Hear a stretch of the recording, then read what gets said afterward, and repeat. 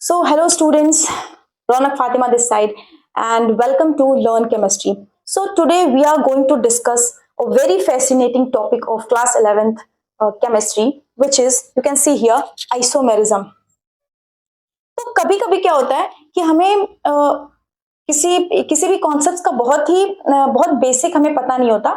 तो बेसिक पता ना होने की वजह से बहुत सारी और चीजें हमें समझ नहीं आती। तो आज हम इस टॉपिक में आइसोमेरिज्म का बहुत ही बेसिक कवर करने वाले हैं। तो without further ado, let's get started. So isomerism समझने से पहले हमें ये समझना जरूरी है कि आइसोमर्स क्या होते हैं। आइसोमर्स समझने के लिए एक एग्जांपल से मैं अगर आपको समझाऊं, lemon and oranges, definitely taste में वो डिफरेंट होते हैं, वो अपने स्ट्रक्चर में डिफरेंट होते हैं, बट यू हैव वंडर्ड कि उन दोनों में सेम ही तरह के मॉलिक्यूल्स प्रेजेंट होते हैं, दोनों में सेम ही मॉलिक्यूल एग्जिस्ट करते हैं, दोनों को आइसोमर्स की तरह देख सकते हैं। अगर केमिस्ट्री की बात करें तो केमिस्ट्री में हम उसको ऐसे डिफाइन करते हैं कि कोई दो ऐसे कंपाउंड्स जिनका मॉलिक्यूलर फॉर्मूला तो सेम हो, बट उनकी फिजिकल एंड केमिकल प्रॉपर्टीज में डिफरेंस हो, बिकॉज ऑफ स्ट्रक्चरल डिफरेंस और बिकॉज ऑफ स्पेशल अरेंजमेंट। तो अगर किन्हीं दो मॉलिक्यूल्स का, किन्हीं दो कंपाउंड्स का मॉलिक्यूलर फॉर्मूला बिल्कुल सेम है, बट उनकी फिजिकल एंड केमिकल प्रॉपर्टीज में एक ना एक डिफरेंस देखने के लिए मिलता है, उन दोनों को हम कहते हैं एक दूसरे का आइसोमर। तो डिफाइन हम ऐसे करते हैं, सेम मॉलिक्यूलर फॉर्मूला, मॉलिक्यूलर और chemical formula, but difference in chemical and physical properties।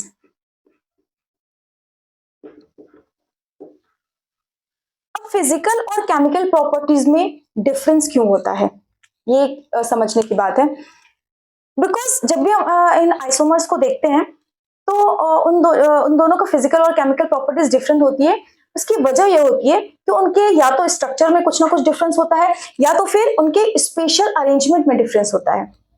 अब स्पेशल अरेंजमेंट क्या होती है? स्पेशल अरेंजमेंट का मतलब होता है across the central atom other atoms किस तरह से अरेंज हैं। आप ये कह सकते हैं कि 3D में वो स्ट्रक्चर कैसा है, 3D में किस तरह से around the across the central atom other atoms किस तरह से अरेंज हैं, उसको हम कहते हैं स्पेशल अरेंजमेंट। तो या तो अगर उन दोनों मॉलिक्यूल्स के स्ट्रक्चर में डिफरेंस है और उनके या तो फिर उनके स्पेशल अरेंजमेंट में डिफरेंस है, तो हम कहते हैं वो दोनों एक दूसरे के आइसोमर्स हैं।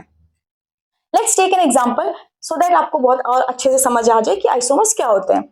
फर्स्ट C4H10, इसका फर्स्ट अगर हम लिखें इसको नॉर्मल वे में तो CH3 CH2 CH2 CH3, this is normal butane. Okay, and other isomer is CH3 CH CH3 CH3, this is isobutane.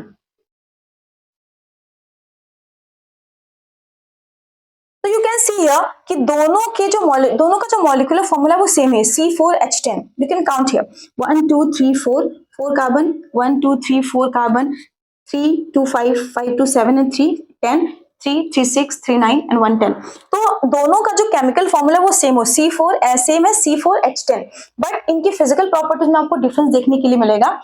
इसका बॉइलिंग पॉइंट जो होता है वो होता है -5 डिग्री सेल्सियस, जबकि इसका जो बॉइलिंग पॉइंट होता है वो होता है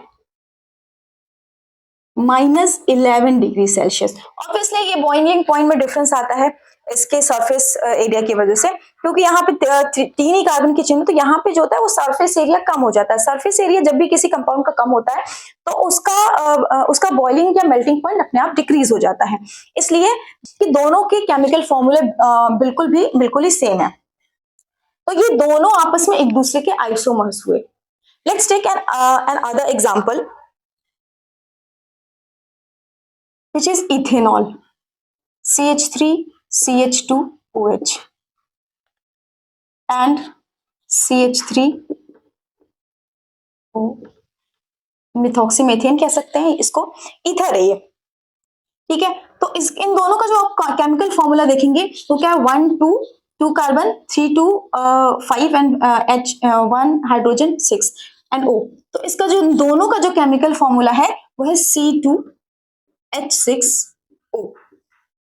बट बहुत डिफरेंस है इनकी जो केमिकल और फिजिकल प्रॉपर्टीज है उसमें बहुत डिफरेंस है। एक जो इथेनॉल है वो लिक्विड स्टेट में होता है, जबकि जो ईथर है वो गैशियस स्टेट में होता है। हम इथेनॉल में सोडियम मिलाते हैं तो इससे हाइड्रोजन गैस इमिट होती है, जबकि जब आप ईथर में सोडियम ऐड करेंगे तो कोई रिएक्शन नहीं होगा, नो रिएक्शन। तो physical, you can see, physical and chemical properties दोनों में डिफरेंस है, जबकि मॉलिक्यूलर फॉर्मूला बिल्कुल भी सेम है। तो ये दोनों आपस में एक दूसरे के आइसोमर्स हुए। नाउ आइसोमर्स को फर्दर डिवाइड करते हैं हम। नाउ आइसोमर्स को फर्दर हम डिवाइड करते हैं 2 पार्ट्स में।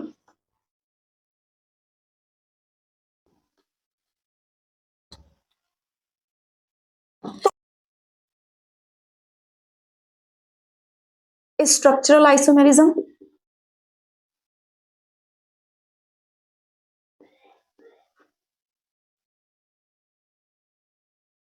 And stereo isomerism.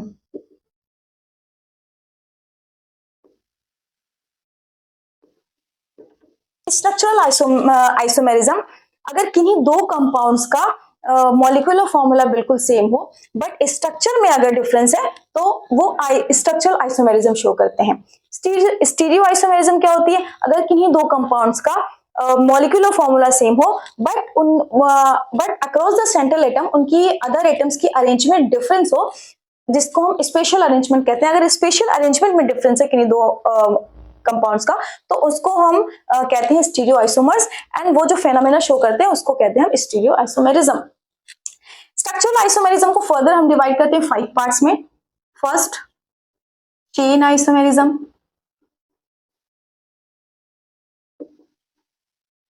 Second, position isomerism.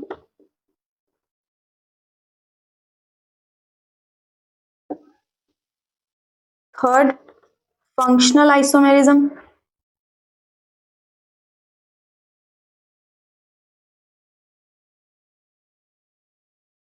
Fourth, metamerism. And fifth, tautomerism.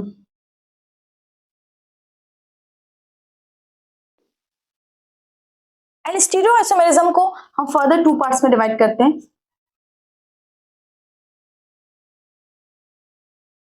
First है configurational isomerism and second, conformational isomerism.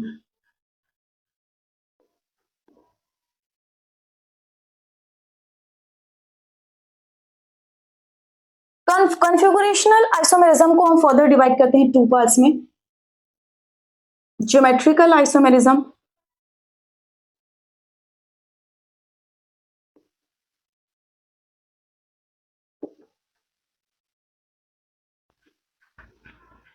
And optical isomerism.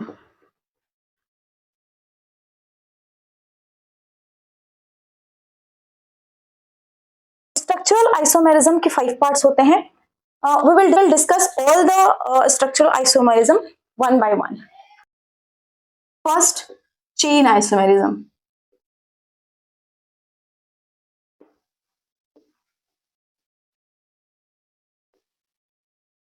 कोई दो ऐसे कंपाउंड्स होते हैं जिनकी पेरेंट चेन में या तो डिफरेंस होता है या तो साइड चेन में डिफरेंस होता है, उसके अलावा उसमें कोई भी डिफरेंस नहीं होता है। सेम ही फंक्शनल ग्रुप होगा, सेम ही मल्टीपल बॉन्ड्स होंगे, सेम ही सब्स्टिट्यूएंट होंगे, all are same, but difference कहाँ होगा, डिफरेंस होगा उनके पेरेंट चेन में या फिर साइड चेन में। तो हम इसको ऐसे डिफाइन कर सकते हैं कि same molecular formula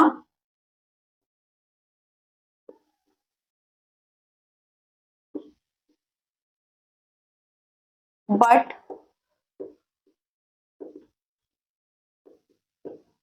difference in side chain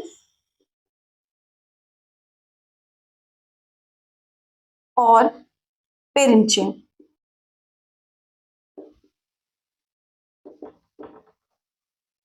Let's take an example.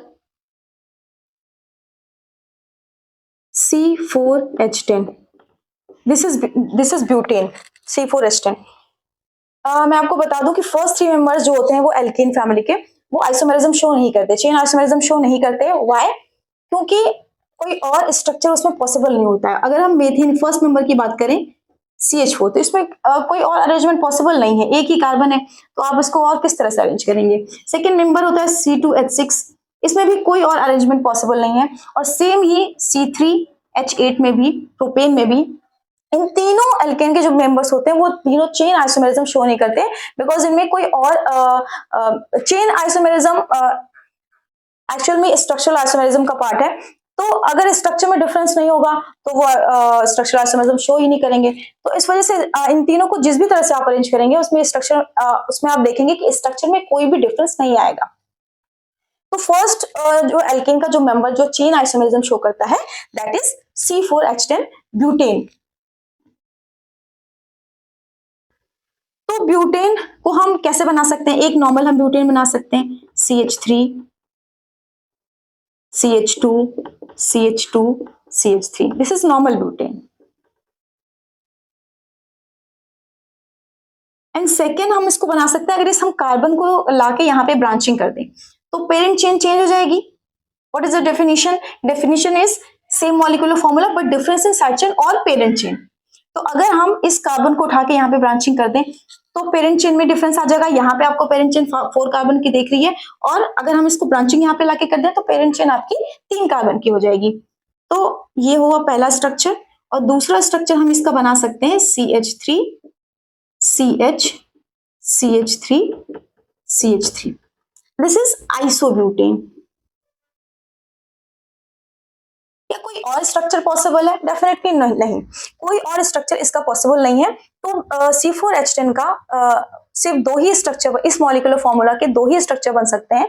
तो ये 2 ही आइसोमर्स पॉसिबल है, which is normal butane and isobutane. अगर हम पेंटेन की बात करें तो ये दोनों आपस में एक दूसरे के आइसोमर है, क्योंकि इनका मॉलिक्यूलर फॉर्मूला सेम है, और लेकिन इनकी फिजिकल और केमिकल प्रॉपर्टीज में डिफरेंस देखने के लिए मिलेगा because of the structural difference. Now let's take an example of pentane C5H12. This is the pentane.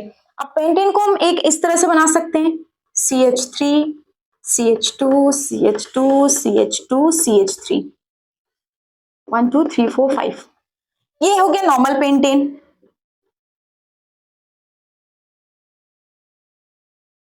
Second हम बना सकते हैं इसका स्ट्रक्चर, इसको लाके यहाँ पे ब्रांचिंग कर दें और पेरेंट चेन जो 5 कार्बन की उसको 4 कार्बन की कर दें, तो ये हो जाएगा CH3 CH2 CH2 CH3 and CH3। तो ये पेरेंट चेन चेंज हो गई, मॉलिक्यूलर फॉर्मूला आप देखेंगे तो सेम ही है, 1 2 3 4 5। इसको हम कहते हैं आइसोपेंटेन। क्या कोई और आइसोमर पॉसिबल है इसका पेंटेन का? डेफिनेटली एक आइसोमर और पॉसिबल है। अगर हम इस कार्बन को भी उठा के हम यहाँ पे ब्रांचिंग कर दें तो एक स्ट्रक्चर इसका और चेंज हो जाएगा, CH3 CH CH3 CH3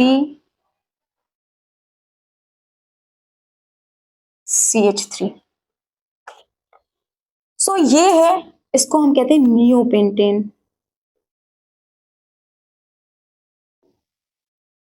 तो पेंटेन के 3 चेन आइसोमर्स पॉसिबल हैं। तो ये तीनों आपस में एक दूसरे के चेन आइसोमर हुए, और ये जो फेनोमेना शो करेंगे इसको हम कहते हैं chain isomerism. I hope you all understand chain isomerism. Now let's move on to the next topic, which is positional isomerism.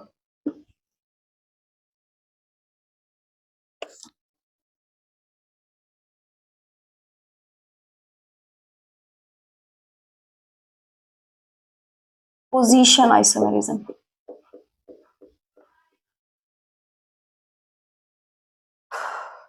Position isomerism. Position isomerism में क्या होता है कि कोई दो ऐसे कंपाउंड्स जिनका मॉलिक्यूलर फॉर्मूला तो सेम हो, बट उनमें फंक्शनल ग्रुप की पोजीशन, फंक्शनल ग्रुप की या फिर मल्टीपल बॉन्ड्स की या फिर सब्स्टिट्यूएंट की पोजीशन में डिफरेंस हो। एक चीज आपको बता दूं कि फंक्शनल ग्रुप, मल्टीपल बॉन्ड या फिर सब्स्टिट्यूएंट, इनकी सिर्फ पोजीशन चेंज होगी, ये बिल्कुल सेम हो गया। मतलब कि एक कंपाउंड में अगर अल्कोहलिक ग्रुप प्रेजेंट है, अल्कोहल का फंक्शनल ग्रुप प्रेजेंट है, तो दूसरे कंपाउंड में भी अल्कोहल ही फंक्शनल ग्रुप प्रेजेंट होगा। अगर एक कंपाउंड में डबल बॉन्ड या ट्रिपल बॉन्ड है तो दूसरे कंपाउंड में भी डबल बॉन्ड या ट्रिपल बॉन्ड ही होगा। तो ये सारी चीजें सेम रहेंगी, सिर्फ डिफरेंस कहाँ आएगा, पोजीशन में। उनकी पोजीशन चेंज हो जाएगी। और अगर आपको चेक करना है कि कोई दो कंपाउंड्स में कि वो एक दूसरे के आइसोमर्स है या नहीं, तो आप क्या करिए, उसका आईयूपीएसी नाम लिख लीजिए। जब भी दो आइसोमर्स का आप आईयूपीएसी नाम लिखेंगे वो हमेशा डिफरेंट आएगा। और अगर आइडेंटिकल आता है दैट मीन्स वो आइसोमर्स नहीं है। तो हम इसको डिफाइन कैसे करेंगे? सेम मॉलिक्यूलर फॉर्मूला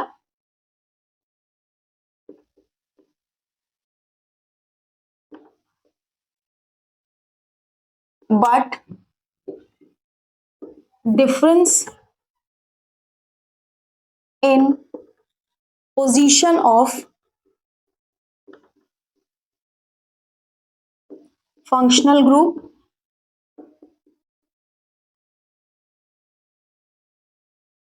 और multiple bond. Multiple bond means double bond या फिर ट्रिपल बॉन्ड। मल्टीपल बॉन्ड और सब्स्टिट्यूएंट।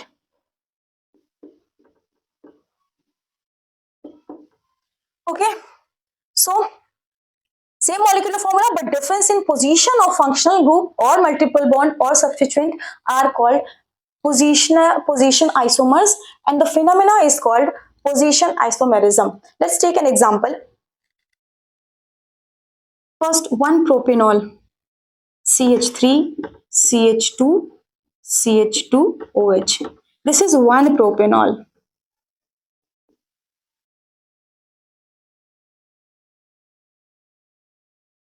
CH, दूसरा आइसोमर इसका बन सकता है CH3, CH2,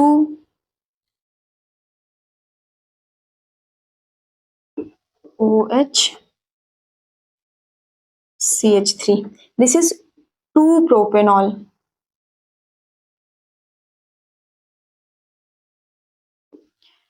तो ये दोनों एक दूसरे के पोजीशन आइसोमर्स हैं। व्हाई? क्योंकि आप चेक करिए कि दोनों की पेरेंट चेन में कोई डिफरेंस नहीं है। 1 2 3 3 कार्बन की चेन है, 1 2 3 3 कार्बन की चेन है। डिफरेंस है पोजीशन में, किसकी? फंक्शनल ग्रुप की पोजीशन में। यहाँ पे अल्कोहलिक ग्रुप जो है वो फर्स्ट कार्बन पे अटैच है, यहाँ पे जो अल्कोहलिक ग्रुप है वो सेकेंड कार्बन पे अटैच है। तो इन दोनों की किसी और चीज में डिफरेंस नहीं है, सिर्फ पोजीशन में डिफरेंस है। तो ये दोनों एक दूसरे के पोजीशन आइसोमर्स हैं, and the phenomena is called position isomerism. So I hope you all understand that what are positional isomers. So now let's move on to the next topic, which is functional isomerism.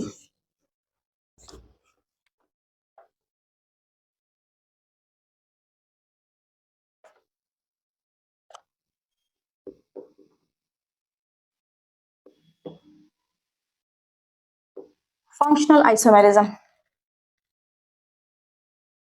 सिर्फ functional isomerism में अब तक आप देख रहे थे chain isomerism में, position isomerism में कि फंक्शनल ग्रुप सेम था, मल्टीपल बॉन्ड सेम थे, सब्स्टिट्यूएंट सेम थे, बट सिर्फ डिफरेंस आ रहा था पोजीशन में या तो फिर साइड चेन या फिर पेरेंट चेन में। यहाँ पे आपको पहली बार देखने के लिए मिलेगा कि फंक्शनल ग्रुप भी कोई दो ऐसे कंपाउंड जिनमें फंक्शनल ग्रुप ही अलग हो, किसी में अल्कोहल है तो किसी में एल्डिहाइड हो, किसी में कीटोन है तो किसी में ईथर हो। इस तरह से आप देख सकते हैं कि फंक्शनल ग्रुप में ही डिफरेंस होगा। करते हैं ऐसे, same molecular formula but difference in function, difference in nature of the functional group are called functional isomers, and the phenomena is called functional isomerism.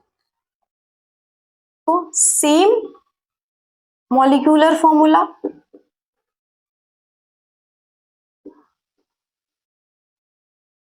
but difference in nature of functional group.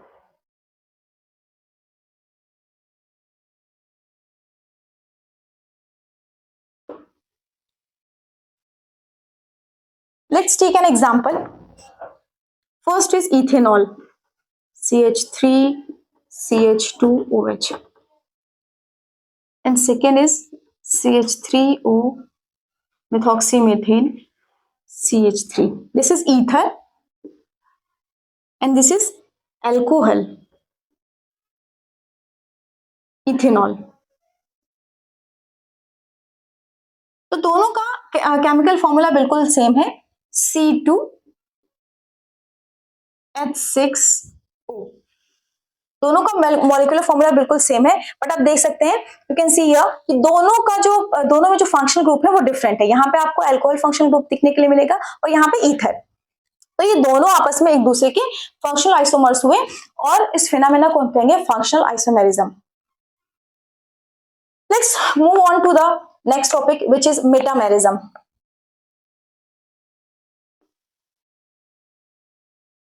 तो जब भी आपको functional isomerism check करनी हो, आप दोनों compounds के का सबसे पहले तो चेक कर लीजिए कि केमिकल फॉर्मूला क्या है, अगर सेम है, और अगर उसमें अलग अलग फंक्शनल ग्रुप्स प्रेजेंट हैं और मॉलिक्यूलर फॉर्मूला सेम है, तो वो दोनों आपस में एक दूसरे के फंक्शनल आइसोमेरिज्म होंगे, आइसोमेरिज्म शो करेंगे वो दोनों आपस में.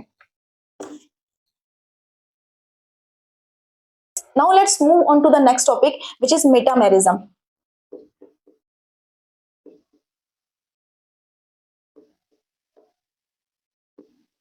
मेटामेरिज्म क्या होती है? मेटामेरिज्म में ऐसे फंक्शनल ग्रुप जिनकी दोनों तरफ हम अलग अलग एल्काइल चेन, अगर एल्काइल ग्रुप अटैच कर सकते हो तो वो मेटामेरिज्म शो करते हैं. फॉर एग्जांपल, कितने ऐसे फंक्शनल ग्रुप है जिनके दोनों तरफ हम एल्काइल ग्रुप की चेन अटैच कर सकते हैं?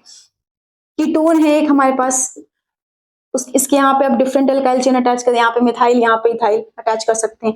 दूसरा हमारे पास एस्टर है, हम इसकी डिफरेंट साइड में अलग अलग एल्काइल चेन अटैच कर सकते हैं. तीसरा हमारे पास ईथर होता है, जिसके अलग अलग साइड में हम अलग अलग एल्काइल चेन अटैच कर सकते हैं, एल्काइल ग्रुप्स अटैच कर सकते हैं. तो ये सारे जो कंपाउंड्स होते हैं जिसमें ये इस तरह के फंक्शनल ग्रुप्स होते हैं जिनमें दोनों तरफ हम अलग अलग एल्काइल ग्रुप्स अटैच कर सकते हैं, वो मेटामेरिज्म शो करते हैं. तो ऐसे दो कंपाउंड्स जिनमें फंक्शनल ग्रुप तो सेम होगा, बट उनके साइड में जो एल्काइल ग्रुप्स अटैच है वो अलग अलग होंगे. Let's take an example.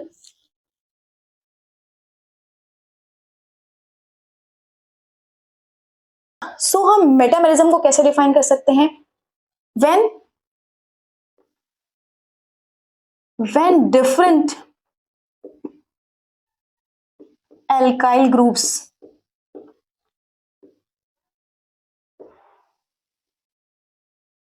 are attached to the same functional group.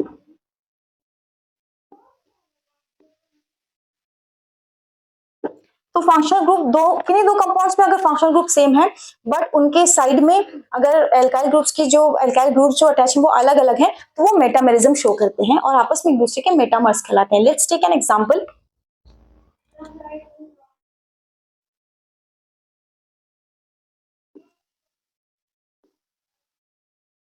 CH3O CH2 CH2 CH3. This is methoxypropane.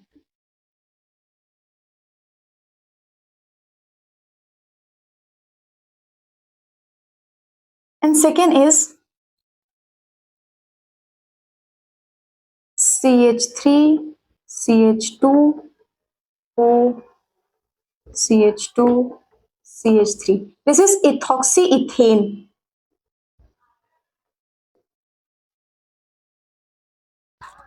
तो यू कैन सी हियर कि यहाँ पे ईथर के, ये ऑक्सीजन के इस साइड मिथाइल ग्रुप अटैच है और यहाँ पे प्रोपाइल ग्रुप अटैच है. The name is methoxypropane. और इस वाले कंपाउंड में आप देख रहे हैं कि दोनों तरफ इथेन अटैच है, इथाइल ग्रुप अटैच है, तो ये इथॉक्सी इथेन है. तो so let's take an example of metamers. First is CH3O, CH2,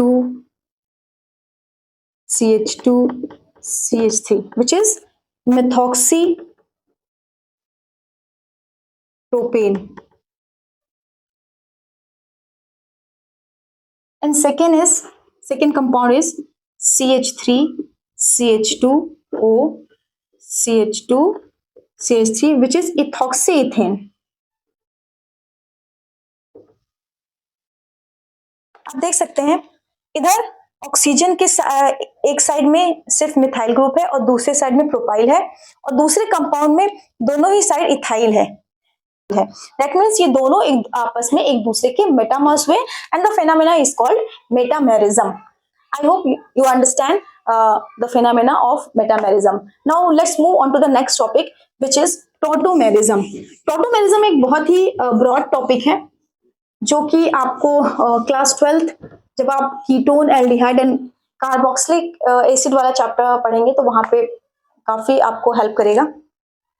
और वैसे तो बनाने के लिए टॉटोमेरिज्म पे पूरा एक टॉपिक है तो बड़ा एक वीडियो बन सकता है, बट यहाँ पे हम बहुत शॉर्ट में बहुत ही बेसिक क्योंकि हम कवर कर रहे हैं तो टॉटोमेरिज्म को बहुत बेसिक कवर करेंगे. इससे भी आपको बहुत हेल्प मिलेगी जब भी आप इस तरह की कोई रिएक्शन देखते हैं जहां पे कोई कंपाउंड टॉटोमेरिज्म शो कर रहा हो. Tautomerism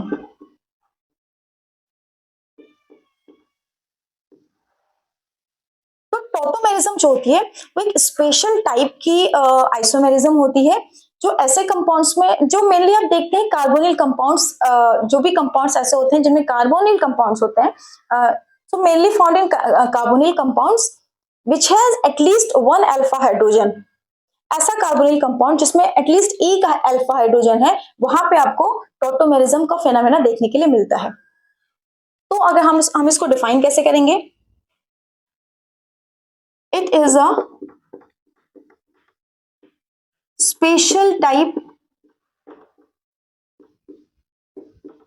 type of isomerism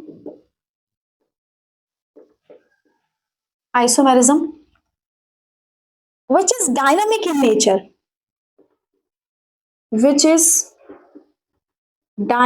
nature,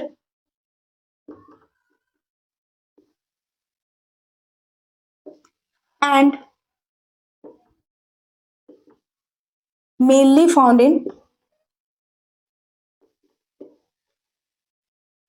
carbonyl compounds.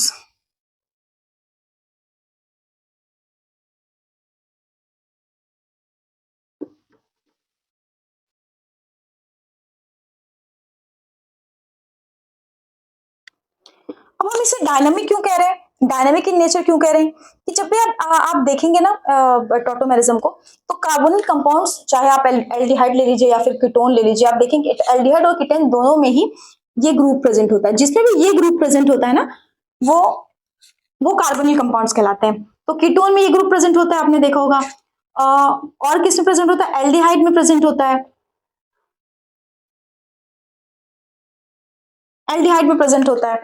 तो ये दोनों जो है टॉटोमेरिज्म शो करते हैं. Let's take an example so that आपको अच्छे से समझ आ जाए.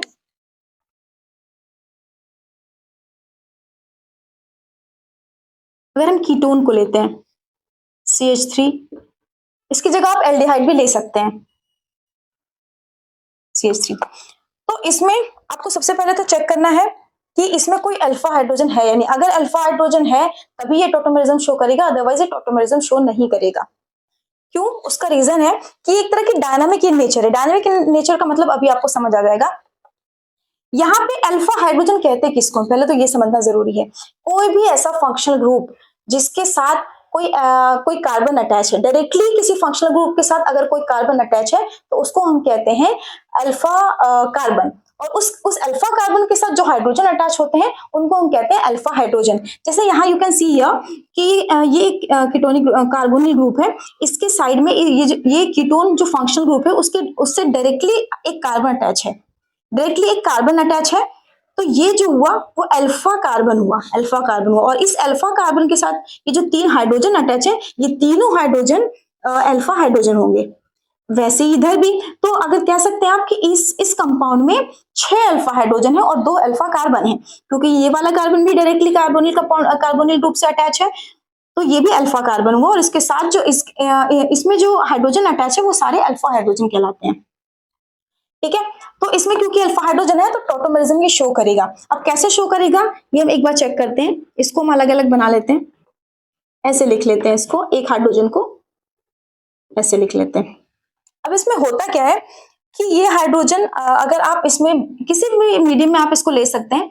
आप इसको एसिडिक मीडियम में करा सकते हैं, आप इसको बेसिक मीडियम में करा सकते हैं। अगर आप इसको बेसिक मीडियम में कराते हैं OH माइनस, तो क्या होता है कि ये यहां से H प्लस निकाल लेता है। तो H प्लस निकालने से क्या होता है कि ये वाला इलेक्ट्रॉन यहाँ पे कार्बन आयन का फॉर्मेशन हो जाता है।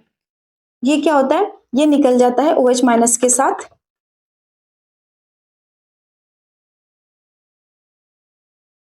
तो यहाँ पे कार्बन आयन का फॉर्मेशन हो जाता है नेगेटिव। और ये कार्बन आयन अब यहाँ पे कार्बन आयन का फॉर्मेशन हो गया, तो ये रेजोनेंस कर सकता है। ये इलेक्ट्रॉन यहाँ शिफ्ट होकर डबल बॉन्ड का फॉर्मेशन करेगा और ये डबल बॉन्ड यहाँ पे शिफ्ट होकर यहाँ पे ऑक्सीजन पे माइनस चार्ज क्रिएट करेगा, क्योंकि ये स्टेबल है। कार्बन पे नेगेटिव चार्ज बहुत ही ज्यादा अनस्टेबल है। ऑक्सीजन क्योंकि इलेक्ट्रोनेगेटिव है तो इस पे नेगेटिव चार्ज हो सकता है। तो ये क्या होता है, ये इलेक्ट्रॉन यहाँ पे शिफ्ट हो जाते हैं ऐसे, और ये यहाँ चला जाता है। तो इसको हम यहाँ लिख लेते हैं, so that CH2 double bond C, ये रेजोनेंस की वजह से हुआ है। अब फिर से ये ये पानी बन गया था OH नेगेटिव, और इसने यहाँ से H निकाला और ये H2O बन गया। और इसी पानी की हेल्प से, इसी वाटर की हेल्प से ये H प्लस, क्योंकि वाटर में H प्लस और OH माइनस प्रेजेंट होते हैं, तो ये H प्लस यहाँ से लेके ये बन जाता है CH2 डबल बॉन्ड C। यहाँ पे जो ऑक्सीजन के ऊपर नेगेटिव चार्ज आया है वो यहाँ से वाटर से H प्लस लेके OH बन जाता है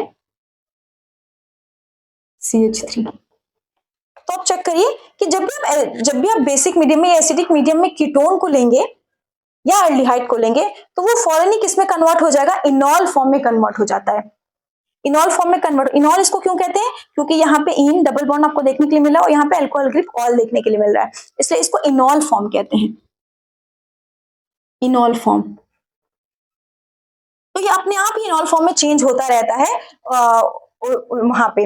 तो इस वजह से इसको डायनामिक इन नेचर कहते हैं, कि जब भी आप कोई भी कार्बोनिल कंपाउंड्स लेते हैं तो इनॉल फॉर्म में कन्वर्ट होता रहता है। इनॉल फॉर्म इसमें कार्बोनिल कंपाउंड्स में कन्वर्ट होता रहता है, एल्डिहाइड या कीटोन में कन्वर्ट होता रहता है। तो ये चीज चलती रहती है।